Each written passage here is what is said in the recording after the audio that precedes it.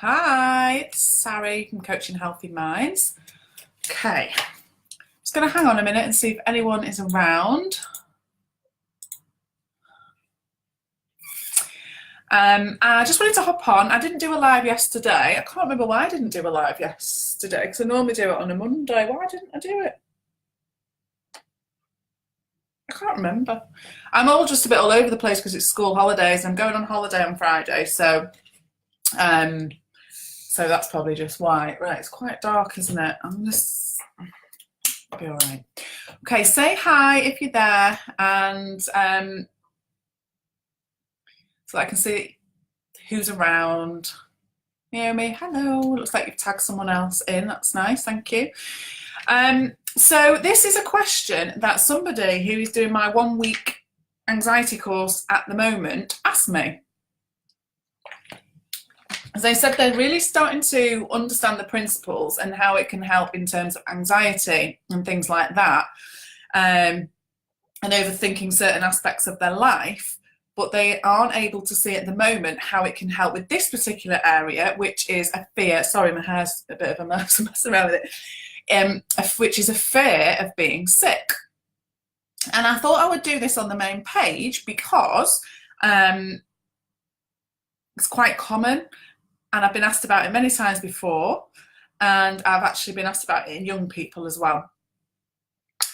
And it's kind of like we give it its own special, it's even got a name, I can't remember what the name is. It's like we give it its own special attention. It's a fear of being sick.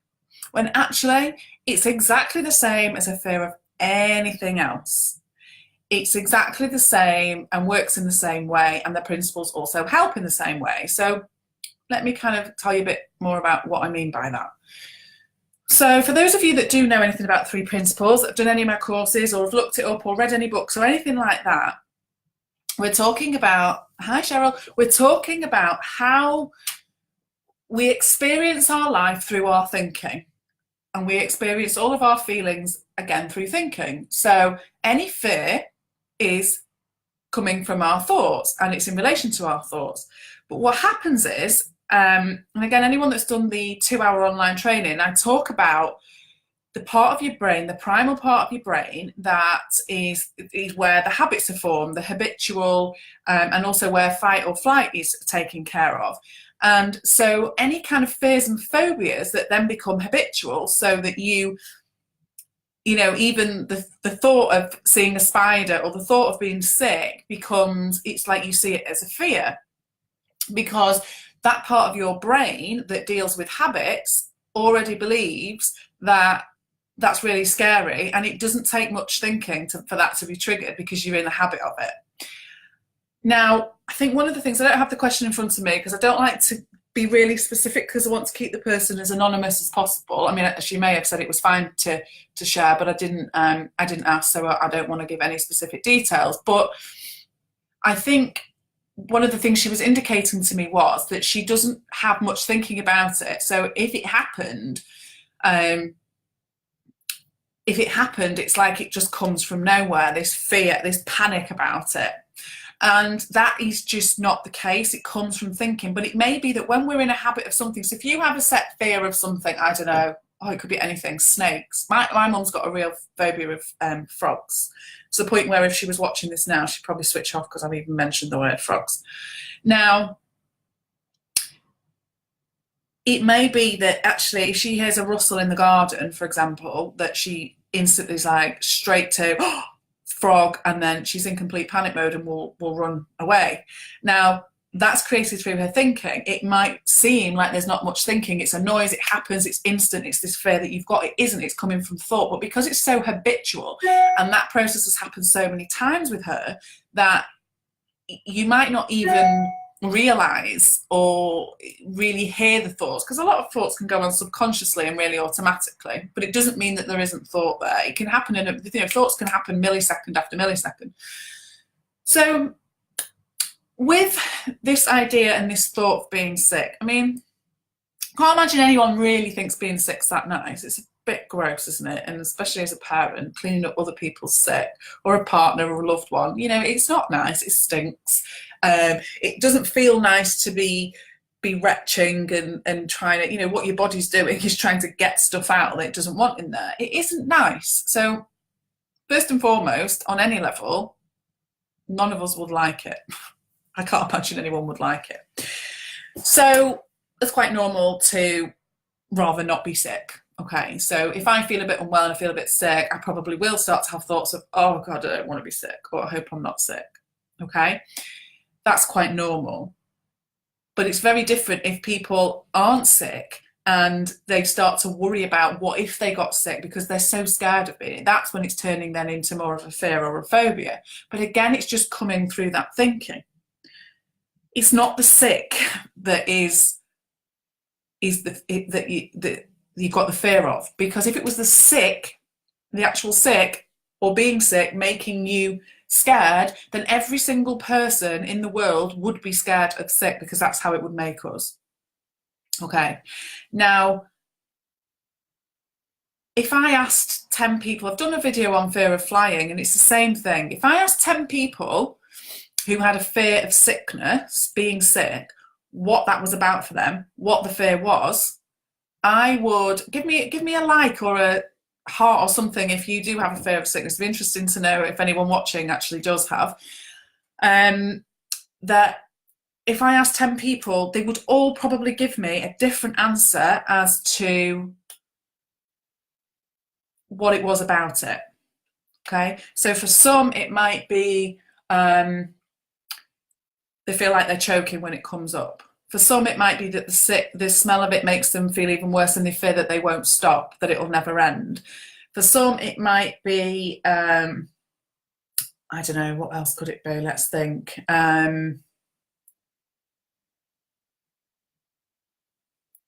Almost like a health anxiety, that there's something really wrong with them if they're sick, that it's some kind of underlying other issue, so it kind of triggers all that sort of stuff for them.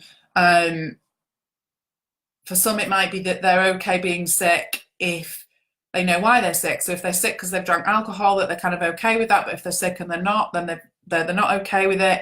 Or if someone else is around them, that they feel okay being sick, but if they're on their own and they're sick, like everyone will have their own unique story.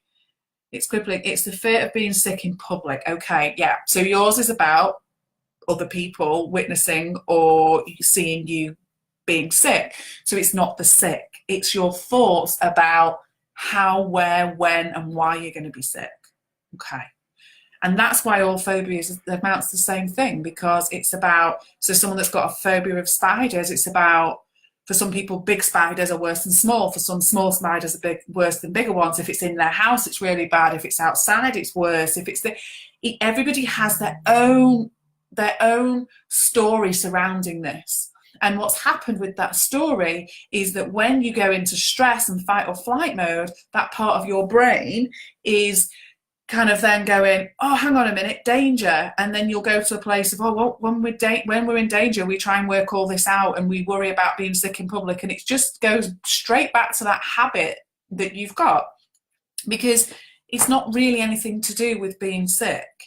It's your thoughts about what being sick means, or how that might look for you, or what that translates to is really the issue for you. That's what you're worrying about. That's what you're fearful of. It's this image, this vision idea that you've conjured up in your head of how that might then look in that situation. And again, what we can do when we overthink things, fear of illness, got to do with being sick. I know what. So I'm not 100% sure what you mean there. Just let me know what you mean. So yeah, so I forgot the fear of illness. Similar thing. So for some people it's a fear of illness, but then they focus on actually this fear of being sick, because if they're sick, that really means that they're ill. It's kind of, it's whatever your story is, and whatever this idea that you've created that you then start to believe.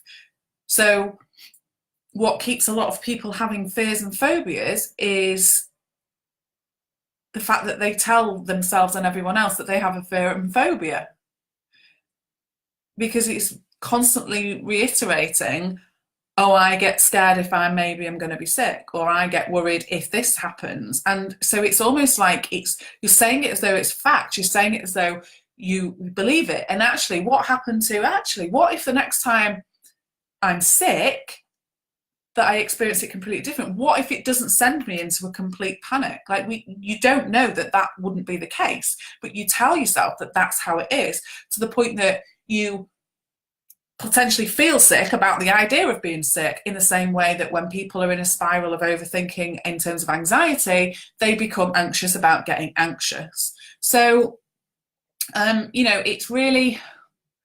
it's really a habitual form of thinking. And fear or phobia is you've got into this real pattern of overthinking in a story that you've created. For some people, it might be that they had a bad experience that they didn't like, and they go back to that. For other people, they might not have even, if I say to my mum, why is it that you don't like frogs? What is it that, did something happen? She doesn't remember anything. So at some point, she decided she didn't like frogs and was scared of them, even though nothing had happened. So she created her reality and experience of frogs is not very nice. And she'd done that simply and purely only through her own thoughts. So I don't know whether, so have we got any more fears or phobias up here? Let's have a look. Yes, this is true. Exactly right. And the three principles, how can it help, is that by understanding more about the three principles, we really, really do start to understand on a level, the more we listen, the more we understand on a level that we experience everything through our thinking. So a phobia just isn't something that happens to us. We're actually born with two fears. Yeah, two fears only. Fear of falling and loud noises. So you'll see, if a baby will go like that. You might do it yourself sometimes. If you're half asleep and then you feel like, oh, it's like an innate fear of falling. And if it is a really loud noise, a baby might be startled and jump. Other than that, there's no fears. They're not born fearing frogs. They don't even know what a frog is. They're not born fearing being sick. They don't usually know what that is quite quickly, don't they, babies? But yeah, so really, it's what I find is anyone doing either the course or the 2-hour session or whatever it is that you will start to get the principles on some level and go, oh, wow, that makes sense. That's why I do that. And it will start to resonate in certain areas of your life. And you will start to realize that your overthinking in certain areas of your life starts to reduce. But we kind of all have our little areas that we're really quite attached to, which might be, well, I can do this and this now, but there's no way I can get on a flight because I'm really bad on flights. Or I'm all right and I've got this to a degree, but I'm still really scared of being sick because that's a phobia that I've got. So again, it's kind of like we kind of all get stuck in little bits, and all that is overthinking that we're still hanging on to. And that will also start to reduce as well. The more you learn, the more you explore, and the more you realize how all of this works. Crippling anxiety, being sick is the biggest issue. When you say the biggest issue, Ruth, do you mean the anxiety is making you sick rather than a fear of sickness, that you are that's the part that is the most uncomfortable for you around the anxiety, Ruth? If you let me know, then I'll just mention maybe how I might be able to help you there. So yeah, it's kind of, sorry, my cat's scratching away next to me. So it's kind of, whatever it is, fear of flying, fear of being sick, fear of, I don't know, anger issues, anxiety, all of this amounts to us. If we experience our life through our thinking, then all of this amounts to our thinking. All of it, no matter what we've experienced in life. Some people have great childhoods, some people have rubbish childhoods, some people have mediocre childhoods. You don't either have good, medium or bad and then that maps out the rest of your life. Everybody deals with things differently, and the only way we bring things back into our present now and let them get in the way of us is when we bring them into our reality through our thinking. So I'm just hanging on to see if Ruth is still around. If you're still there, Ruth, let me know what you mean. If you're talking about having crippling anxiety, and that's what's causing the sickness. What I used to get sick when I was highly anxious, and it's really high levels of adrenaline in your body. It just doesn't feel nice if there's that much of it. So it's really about tackling the anxiety, and the sickness will just subside. The sickness is not necessarily the issue. And the way that, I don't know whether you've watched any of my other videos, or I don't recognise your name, so I don't think you've done the online, the 2-hour online event or anything like that. But I would honestly say, however the sickness manifests, if you are anxious and you are having what you call crippling anxiety, then these 3 principles are perfect. It's like, they're really good. So you can obviously go on and do my 2-hour course. It's £10, 2-hour training, or you can look, I've got loads of videos, go and have a look at those. You can Google the 3 principles on YouTube and look at, like, I had someone actually this morning put a comment on a post that I have on Facebook about the online course, saying, people, do they want to come on and do the online course? And it doesn't rile me like it used to, but she made a comment that I've had made many, many, many times to me about how can I possibly charge people to help them with anxiety. If I was really as bad as I said I was, then I would just want to help people for free. And it can really rub people up the wrong way that I sell courses to help people with anxiety. But again, that's just perspective. Like, I am not ashamed or embarrassed that I charge people to teach them stuff about the 3 principles. I do that because I know it works. I do that because I know that if people invest the time, the money, or whatever, and I say, these start from £10, so I am pricing them as cheap as I possibly can. I know that they'll get the results that they want. Now, I also do videos and things for free because I want to be able to help as many people as I possibly can. But I have no embarrassment or shame in the fact that I will earn a living from doing this, because if I wasn't earning a living from doing this, I wouldn't be able to do it. I'd have to go and do something different so that I could earn money, because I have to live. If I won the lottery tomorrow, I would stop working as such. But actually, there's a lot of things I'd just carry on doing. I would help as many people as I possibly could, and probably do videos every day and share as much as I could without having to worry about paying my mortgage. So, and again, that was a really interesting, gone off on a tangent here, but that was a really interesting example for me, because that person had been possibly reading my stuff, feeling quite anxious. And I can sometimes tell when people are not necessarily in a great place, because they're reading the post at a time when most people are fast asleep, and they're maybe up, struggling, feeling overwhelmed. And, I can see where the frustration comes from of, oh, this person is now saying that they're okay, but now they want to charge me £10 to teach me why. And actually, it's a choice. People can get more in depth. You can go up the layers, and people pay a lot more than £10 to work with me in much more in depth. It depends what people want and how they want to do it. But I also do videos that are free. And rather than take a step back and look from other perspectives and go, oh, okay, so she's used this thing called the 3 principles. I don't lie and say, oh, it's a secret formula which you have to pay me to find out. I'm very open in everything to say, go and Google it. I'll hold your hand, come and work with me, great, but you can go and find this out for yourself like I did, no problem. And so the thing with that is that I can then tell when someone's totally stuck in their head, worrying, getting annoyed and angry at the fact that I'm not as anxious as them anymore, and that I'm now profiting from that in their eyes, when actually what I'm doing is I'm earning a living as a therapist and somebody that trained for a long time and spent a lot of money, again, which I'm not shy about, doing this. And it's no wonder people get anxious, being stuck in that head and seeing nothing but that frustration and that anger.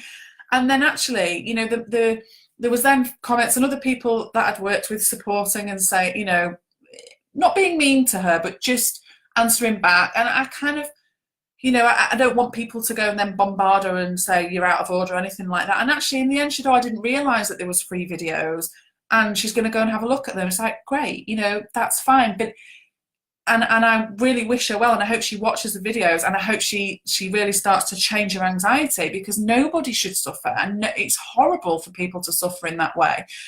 But it's just a really good example of how people can get so stuck in their own heads and see something so tunnel vision that there's no way out. And if they're doing that around a post from somebody else that they know nothing about on Facebook, imagine what they're doing in their own heads about their own stuff. And no wonder they're anxious. So that's another thing. If you find yourself getting frustrated by other people when you don't know the full story and you don't know their situation and you haven't looked at it from a perspective of, well, of course that person needs to earn money unless they've inherited or won the lottery, then why would they not need to earn money? But when our mind's so busy and like, it's not fair, and you compare yourselves to other people and they're not as anxious as me and that's not fair and they know it and they're keeping it to themselves and they want to charge me, you're going down that road of thought, you're just going to feel shit. Like, I'm sorry, but you just going I've been there myself. I've been there when I've looked at other people at a time where I wasn't getting the relief I wanted, thinking, it's not bloody fair. It's not fair, you know? But we can stay stuck in that and we're not going to change. So again, it's a really, you know, I'm not using this example of this lady to say, oh, wasn't she terrible? No, I actually really felt for her, because I'm thinking, she's not in a good headspace in that moment where she's frustrated by other people and what they're doing and comparing and actually being super critical to yourself and beating yourself up is just as is bad. But also what's just as bad is comparing yourself to other people. If I had £1 for every time clients or people told me, oh, everybody else is okay, I can't be like that. Like, how do you know how they are? How do you have any idea what's going on for them? I can guarantee that if any of you had met me when I was highly anxious, you wouldn't have known it unless I told you. And you would have thought I had all my shit together. But behind closed doors, I didn't. I was living in anxious hell for, you know, not all the time, but periods of time. But so many people would have thought I had it all together. You just do not know. So I went off on a tangent there from about being sick and fear of sickness. But again, it all amounts to the same thing. I'm going to do another little video tomorrow. I think tomorrow. Yeah, it'll be tomorrow because I've got my coaching call in my members club on Thursday, so it won't be on Thursday. I'm going to do a brief video tomorrow on motivation and willpower, because people can get stuck in that as well, waiting for the motivation to change, waiting for this willpower to suddenly arrive. Same with diet, same with the gym, same with whatever it is that you're looking for the willpower for. And in the nicest possible way, it's just bullshit. It's just another story. You do not need willpower in order to change, or motivation for that matter.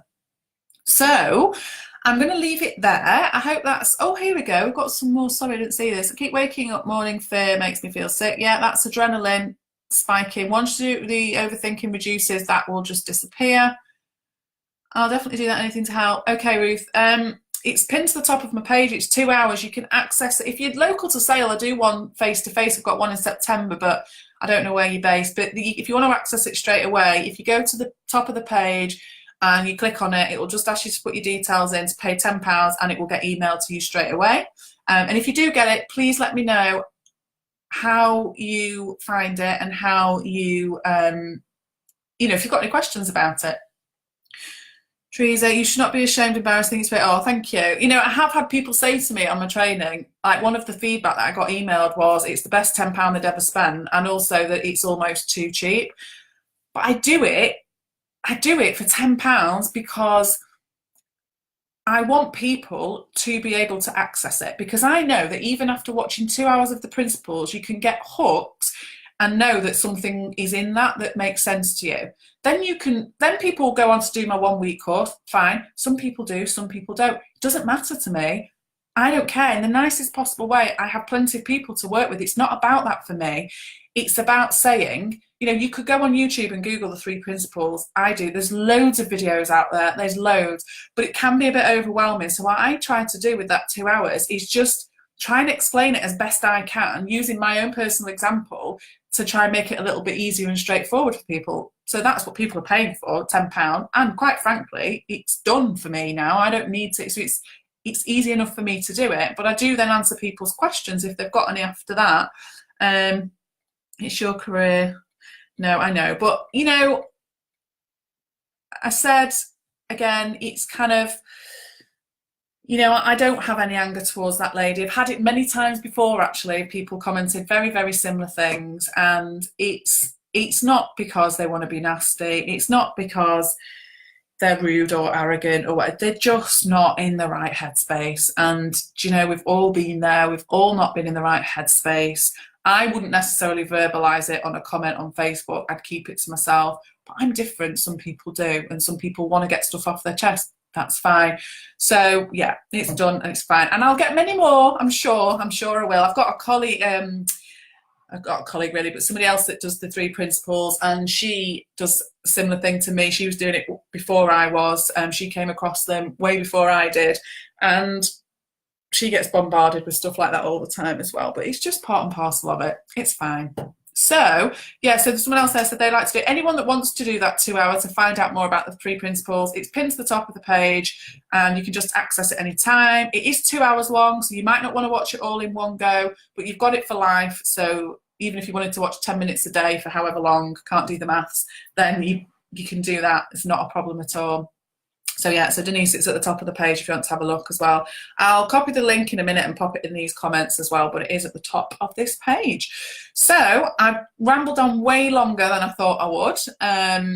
But yeah, it's nice to see you all there and have you there. Oh, the other thing that's a little bit cheeky, if anyone does benefit from my videos and finds them helpful, I prefer as much interaction as possible. I love the interaction, because I come onto these videos not really knowing what I'm going to say. I don't prepare, I don't plan, I just have a bit of a rough idea.